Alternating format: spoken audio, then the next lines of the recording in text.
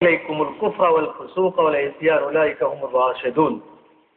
তো ফি কুলুবিকুম কলবে, এখানে যেটা বলা হয়েছে যে ইমানকে সুসজ্জিত করার জায়গা এবং ইমানকে কলুষিত করার জায়গা হচ্ছে কলব। কলবেই ইমান কলুষিত হয়, কলবেই ইমান সুশোভিত হয়, দুটোটা কলবেই হয়। তো আমরা যেটা বলছিলাম যে সুসজ্জিত করার, কলুষিত করার জায়গাটাই হচ্ছে কলব। তো কলবের উপরে 124টি আয়াতের মধ্যে আল্লাহ তাআলা যেটা বলেন, হেদায়েতের কেন্দ্রস্থল কলব। কলবই এমন একটা জায়গা, রাসূলুল্লাহ সাল্লাল্লাহু আলাইহি ওয়াসাল্লাম বলে দিয়েছেন, ইন্না ফিল জাসাদে মুদগা, বুখারী শরীফের হাদিস। এখানেও রয়েছে যে মুদগা সেটা হচ্ছে একটি শরীরের, গোটা দেহের সেন্ট্রাল প্লেন মুদগা। ইযা সালুহাত সালুহাল জাসাদু কুল্লুহু ওয়া ইযা ফাসাদাত ফাসাদাল জাসাদু কুল্লুহু। যদি সালুহাত সালুহাল জাসাদু কুল্লুহু, সেই জায়গাটুকু যদি পবিত্র হয়, ভালো হয়, মানুষের গোটা দেহ এবং সারা জীবনের কাজ ভালো হয়। ওয়া ইযা ফাসাদাত ফাসাদাল জাসাদু কুল্লুহু, সেই জায়গাটুকু যদি অপবিত্র হয়, কলুষিত হয়, খারাপ হয়, তাহলে মানুষের সব কিছু, দেহ বলো, মন বলো, কাজ বলো, ইবাদত বলো, সব কিছু ফাসাদাত, সব কিছু খারাপ হয়ে গেল। এবং তাহলে ওই কেন্দ্রীয় জায়গাটুকু, স্পেশাল জায়গাটুকু হচ্ছে কলব। কলব কত কিছুর ঠিকানা। কলব একটি মানুষের মানব জীবনের মূল ঠিকানা, হিদায়াতের কেন্দ্রস্থল কলব। সূরা তাগাবুনের 11 নম্বর আয়াতে রয়েছে, ওয়া মান ইউমিন বিল্লাহি ইয়াহদি কলবুহু। আল্লাহ তাআলা যাকে ঈমান দেন তার কলবকে প্রথম হিদায়াত করে দেন। যে আল্লাহর প্রতি ঈমান আনবে, আল্লাহ তার কলবকে হিদায়াত দান করবেন। প্রথম তো ঈমান, ঈমান না আসলে হিদায়াতের প্রশ্ন কিছু। তো ঈমান যখন আসলো কলবের মধ্যে, তখন আস্তে আস্তে করে আল্লাহ তাআলা হিদায়াত দিবেন, অর্থাৎ পথ, পাঞ্জেরি, টর্চ লাইট দিয়ে দিবেন, এদিকে যাও, সেদিকে যাও, এটা করো, এটা করো না। যেমন শাস্ত্র, ইসলামী আইন শাস্ত্র, কোরআন শরীফে হারাম আর হালাল কার বুঝে আসে? যার ঈমান আছে তিনিই তো বুঝবেন। বুঝবার যে বিষয়টি, বুঝবার জায়গাটি, বুঝবার সূক্ষ্ম কক্ষটি, সেটা যার আছে তিনিই বুঝবেন হালাল কোনটা, হারাম কোনটা। যার ভিতরে ঈমান নাই, হালাল হারাম তার বোঝার দরকার নেই এবং বুঝবেও না সে। তারপরে আবার রয়েছে সূরা মুজাদালার 22 নম্বর আয়াতে রয়েছে, ঈমানের নির্ধারিত জায়গা হলো কলব। ওদিকে রাসূলুল্লাহ বলেছেন, আল ঈমানু হা হুনা, আল ঈমানু হা হুনা, আল ঈমানু হা হুনা। ঈমান এখানে, ঈমান এখানে, ঈমান এখানে। আর এখানে আল্লাহ তাআলা বলছেন, উলাইকা কাতাবা ফি কুলুবিহিমুল ঈমান, বিহিমুল ঈমান। তাহলে ঈমানটাই হচ্ছে নির্ধারিত জায়গা ঈমানের জন্য। উলাইকা কাতাবা ফি কুলুবিহিমুল ঈমান, ঈমান কলবে। এটাও সূরা মুজাদালার 22 নম্বর আয়াতে আছে, কলব। আবার আসেন ঈমানকে সুসজ্জিত করার জায়গা, এটা সূরা হুজুরাতের 7 নম্বর আয়াতে আছে। কলব মানুষের ঈমান আনে। তারপরে যদি যাই আমরা তাকওয়া, এই যে ইত্তাকুল্লাহ, আল্লাহকে ভয় পাও, 76 জায়গায় আল্লাহ তাআলা তাকওয়া নিয়ে কথা বলেছেন। শব্দ তাকওয়া শব্দ দিয়ে, তাকওয়া কাকে বলে, কেন করবে, তাকওয়া প্রয়োজন কেন, এসব কিছু দিয়ে কোরআন শরীফের 76 জায়গায় আল্লাহ তাআলা তাকওয়া নিয়ে কথা বলেছেন। এখন এই তাকওয়া 76 জায়গায় তাকওয়া সম্বন্ধে বলেছেন, কিন্তু তাকওয়ার জায়গাটা হলো কলব। সূরা হুজুরাতের 3 নম্বর আয়াতে আল্লাহ বলেন, ইন্নাল্লাযীনা ইয়াগুদ্দুনা আসওয়াতাহুম ইনদা রাসূলিল্লাহি উলাইকাল্লাযীনা ইমতাহানাল্লাহু কুলুবুহুম লিত্তাকওয়া। আল্লাহ তাআলা কলবকে পরীক্ষা করেন তাকওয়া দিয়ে। রাসূলের সামনে নিজেদের কণ্ঠস্বর নিচু করে তাদের কলবকে তাকওয়ার জন্য পরীক্ষা করেছেন। তাহলে এখানে রাসূল পাক সাল্লাল্লাহু আলাইহি ওয়াসাল্লামের সাথে আদব দেখানোর তাকওয়ার শব্দের সাথে সম্পৃক্ত আছে। কলব তাকওয়ার জায়গা, এই শব্দটির সাথে আল্লাহর নবীর সাথে আদব দেখানো। আসওয়াতাহুম ইনদা রাসূলিল্লাহি ইয়াগুদ্দুনা আসওয়াতাহুম, যাদের স্বর, যাদের আওয়াজ নিচু করলো রাসূলুল্লাহর সামনে আদবের সাথে, তাদের কলবে আল্লাহ তাআলা তাকওয়া দিবেন। তাহলে কি বোঝা গেল? যত তাকওয়া আপনি অর্জন করেছেন, রাসূলুল্লাহর সাথে বেয়াদবি হয়েছে, দাড়িতে তাকওয়া, চুলে তাকওয়া, মুখে তাকওয়া, খাওয়ায় তাকওয়া, খাওয়ার পরে একেবারে মিষ্টি না খেলে হয় না, এটা সুন্নত, হ্যাঁ একটা উঠে একটা বসে খেতে হবে, এটা তাকওয়া। তারপরে আপনার পোশাকের খেলায় তাকওয়া, খেলার জায়গায় তাকওয়া, এক্সচেঞ্জার বেলায় তাকওয়া, দুনিয়ার সব জায়গায় তাকওয়া, কিন্তু রাসূলুল্লাহর সাথে বেয়াদবি, তো তার কলবে তাকওয়া থাকতে পারে না। সুতরাং তাকওয়ার জায়গা হচ্ছে কলব। রাসূল পাক সাল্লাল্লাহু আলাইহি ওয়াসাল্লামের সাথে আদব করলেই কলবে তাকওয়া আসে। তারপর আবার আরেক জায়গায় আল্লাহ তাআলা বলেছেন, ওয়া ইউআদ্দিম শাআইরাল্লাহ ফাইন্নাহা মিন তাকওয়াল কুলুব। এখানেও কলব হচ্ছে তাকওয়ার জায়গা, মিন তাকওয়াল কুলুব, কলবের তাকওয়ার লক্ষণ এটা। হ্যাঁ, যারা আল্লাহর নিদর্শনাবলীকে সম্মান প্রদর্শন করলো, তা তো তার কলবে তাকওয়ার লক্ষণ। আল্লাহর নিদর্শনকে, আল্লাহর কুদরতকে, আল্লাহর শক্তিকে, আল্লাহ তাআলার নিদর্শন, রোদের তাপে অনেক কিছু রয়েছে, আমাদের দেহের অপিয়ান্ততিক্রম আফালা তুবসিরুন, আমাদের দেহের দিকে তাকালে আমরা আল্লাহকে পাবো, আল্লাহ নিদর্শন পাবো। এগুলো তো তাকওয়া। এগুলো কি? কলবে তাকওয়ার লক্ষণ। যে ব্যক্তি আল্লাহর গুণ, আল্লাহর নিদর্শন, আল্লাহর ক্ষমতা খুঁজে খুঁজে চিন্তা করে, কি সুন্দর দেখলো, সে ভেবে ভাবুক হয়ে গেল, এই যদি হয় এত সুন্দর, তাহলে এই সুন্দরকে যিনি বানিয়েছেন তিনি কত সুন্দর। এ নিয়ে কিছুক্ষণ ভাবলো, বছরের পর বছর নফল নামাজ পড়ার চাইতে, রাতের পর রাত নফল নামাজ পড়ার চাইতে আরো বেশি আল্লাহর কাছে প্রিয় হচ্ছে আল্লাহ তাআলার গুণ, আল্লাহ তাআলার কুদরত নিয়ে যে ভাবে। কুদরত, আল্লাহ কি জিনিস, আল্লাহর আগে কি ছিল, আল্লাহ কখনো থাকবেন কিনা, এসব নিয়ে ভাবা যাবে না। এগুলো ঈমান নষ্ট করে। ভাবতে হবে আল্লাহর গুণ, ভাবতে হবে আল্লাহর প্রশংসা, ভাবতে হবে কেন আমি আল্লাহর প্রশংসা করব, তার কারণ কি, আল্লাহ আমাকে কি দিয়েছেন, আল্লাহ তাআলার কুদরত কি, শক্তি কি, আল্লাহ তাআলা এই যে অসংখ্য রং আল্লাহ তাআলা দিয়েছেন, এক রঙের সঙ্গে আরেক রঙের মিল নেই। অসংখ্য মানুষ আল্লাহ তাআলা দুনিয়াতে দিয়েছেন, এক মানুষের রঙের সঙ্গে আরেক মানুষের মিল নেই।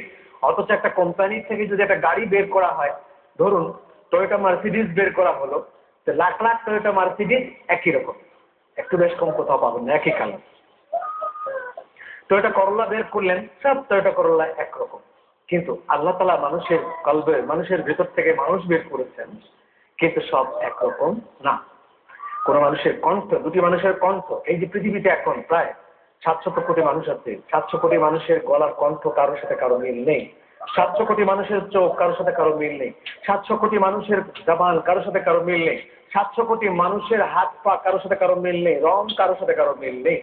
এই যে আলাদা আলাদা রঙে, আলাদা আলাদা ভয়েসে, আলাদা আলাদা চাহনিতে আল্লাহ তাআলা এতগুলো মানুষকে সৃষ্টি করলেন, এটাও তো আল্লাহ তাআলার কুদরত। এগুলো দেখে যে ভাববে ইন্নাল্লাহা আলা কুল্লি শাইইন কাদির, ওই যে ভাবলো, এটাই আল্লাহ তাআলার কাছে খুব প্রিয়।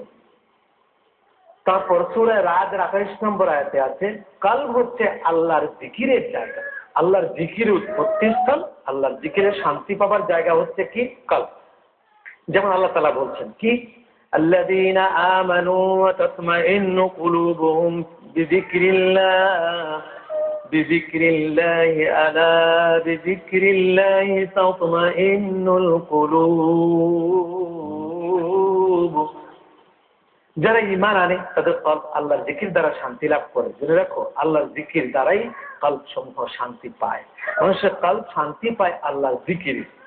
তাহলে আল্লাহর জিকিরে কলব শান্তি পায়, আল্লাহর নাম ধরে ধরে উচ্চারণ করে, ওয়াজকুর ইসমা রাব্বিক, যদি আল্লাহর ওয়াজকুর রাব্বাকা, আল্লাহর জিকির করা, এটা যদি নামাজ, রোজা, তেলাওয়াত এগুলোই যদি আল্লাহর জিকির হতো, তাহলে কোরআন শরীফে আয়াতে আল্লাহ এটা বলতেন না, ওয়াজকুর ইসমা রাব্বিক, তোমার আল্লাহর নামের জিকির করো, এটা তো বলতেন না, রাসূলুল্লাহকে বলেছেন।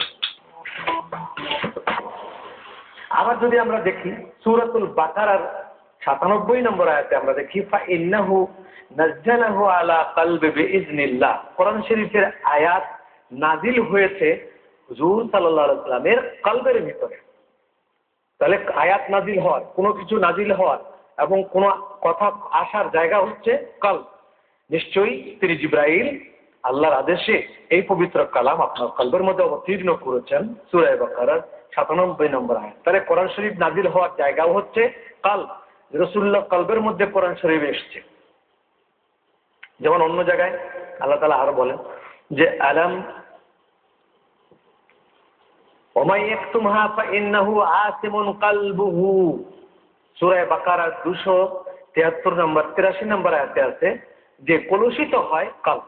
মানুষের মাথা, হাত পা এগুলো কলুষিত হওয়ার আগে কলব কলুষিত হয়, তারপরে হাত পা কলুষিত হলো, আগে কলব কলুষিত হয়। তার মানে কি, ধরুন আমি বা কেউ, যে কোনো কেউ একটা খারাপ কাজ করার নিয়ত করলো, একটি মানুষকে হত্যা করলো। হত্যা করবার আগে তার প্ল্যান প্রোগ্রামটা হয়েছে কোথায়? আত্মায়। সেখান থেকে গিয়েছে মাথায়, মাথার থেকে তারপরে হাত পা কাজ করেছে। হাত পা কাজ করার সেন্ট্রাল প্লেস মাথা, মাথাকে পরিকল্পনা দেওয়ার প্লেস কল্ব। এই জন্য কলবেই গুনার মূল জায়গা, কলব থেকেই গুনার উৎপত্তি হয়। প্রথম গুনাহগার কলব হয়, তারপরে হচ্ছে হাত পা। এবং গুনাহ করতে করতে একাধিকবার গুনাহ করবার কারণে কলব কলুষিত হয়। সেটাকে আল্লাহ তাআলা বলেছেন সূরা মুতাফফিফিনের 14 নম্বর আয়াতে। আল্লাহ তাআলা বলেন কি, কাল্লা বাল রানা আলা কুলুবিহিম মা কানু ইয়াকসিবুন। কখনো না, বরং তারা যা কিছু উপার্জন করে তাই তাদের কলবের উপর মরিচা ধরিয়ে দিচ্ছে। তাহলে কলবের উপরে মরিচা, অর্থাৎ লোহা যেরকম বেশি দিন ফেলে রাখলে লোহার উপরে মরিচা পড়ে, কলবের উপরে গুনাহ করতে করতে, মানুষ অন্যায় করতে করতে করতে করতে কলবের মধ্যে মরিচা পড়ে। আবার আমরা কলব সম্বন্ধে দেখতে পাই, আল্লাহ তাআলা বলছেন যে অহংকারের উৎপত্তি স্থল হলো কলব। অহংকার, অহমিকা, আমিত্ব, বড়ত্ব, শ্রেষ্ঠত্ব এগুলো উপলব্ধি করবার জায়গাও কিন্তু এই কলব। আল্লাহ তাআলা বলেন كذلك يطبع الله على كل قلب متكبر جبار। এমনি ভাবে আল্লাহ তাআলা প্রত্যেক অহংকারী উৎপীড়ক ব্যক্তির কলবের মধ্যে ছাপ মেরে দেয়। যখনই গুনাহ করবে, গুনার কারণে কলবের মধ্যে কি পড়ে যায়, বা অহংকার করার সময় অহংকার করলো, সীমা লঙ্ঘনকারী কলবের মধ্যে দাগ পড়ে যায়। কাযালিকা ইয়াতবাউল্লাহ। আবার আয়াত আল্লাহ বলেন طبع الله عليها بكفرهم فلا يؤمنون إلا قليلا। সূরা নিসায় কুফরি কলব থেকে উৎপত্তি হয়। তাহলে যত গুনাহ আমরা বলি, সমস্ত গুনার উৎপত্তিস্থল হচ্ছে কলব। এখন আসুন, কলবের চোখ আছে, কলবের কান আছে, কলবের জবান আছে। কলবের চোখ না হলে আল্লাহ তাআলা এই কথা বলতেন না যে কলব অন্ধ হয়ে যায়। এখানে আল্লাহ তাআলা বলেছেন কলব অন্ধ হয়ে যায়। কি, فإنها لا تعمى الأبصار ولكن تعمى القلوب التي في الصدور। বস্তুত চোখ তো অন্ধ হয় না, কিন্তু কলব অন্ধ হয়। কলব হলো সেই বুকের মধ্যে, এখানে কলব। তাহলে চোখ যেটা মানুষের ভালো দেখেও দেখে না, লাহুম কুলুবুন লা ইয়াফকাহুনা বিহা লাহুম আয়ুনুন লা ইবসিরুনা বিহা লাহুম আযানুন লা ইয়াসমাউনা বিহা উলাইকা কাল আনআম। চোখ আছে দেখেও দেখে না, কান আছে শুনেও শুনে না, মুখ আছে বলেও বলে না, এরা চার পায়ে জানোয়ারের মতো, তার চেয়ে বরং নিকৃষ্ট, বালহুম আদাল, তার চেয়ে নিকৃষ্ট। এটার কারণ কি, কলবের চোখ আছে আগে। আপনি চোখ দিয়ে দেখছেন, ভিশন, এটা দেখবার আগে আপনার কলব চোখ দিয়ে দেখতে চাচ্ছে, কলব দেখেছে, তো কলবের দৃষ্টিশক্তি আরো তীক্ষ্ণ।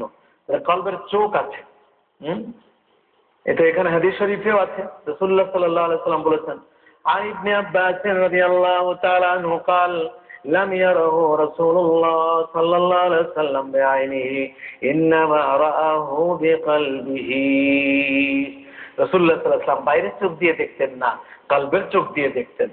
আজ আমরা কলবের চোখ দিয়ে দেখা যায়, শোনা যায়। কলব সম্বন্ধে আল্লাহ তাআলা কোরআন শরীফে কত জায়গায় কিভাবে কিভাবে কি বলেছেন, এসব কিছু নিয়ে আমরা আলোচনা শুরু করলাম মাত্র। সামনের পর্বে ইনশাআল্লাহ বাকি আলোচনা চলবে কলব সম্পর্কে। আল্লাহ তাআলা আপনাদেরকে ইবাদত করুন, কল্যাণ করুন, এই কামনা করে শেষ করছি। আসসালামু আলাইকুম ওয়া রাহমাতুল্লাহি ওয়া বারাকাতুহু।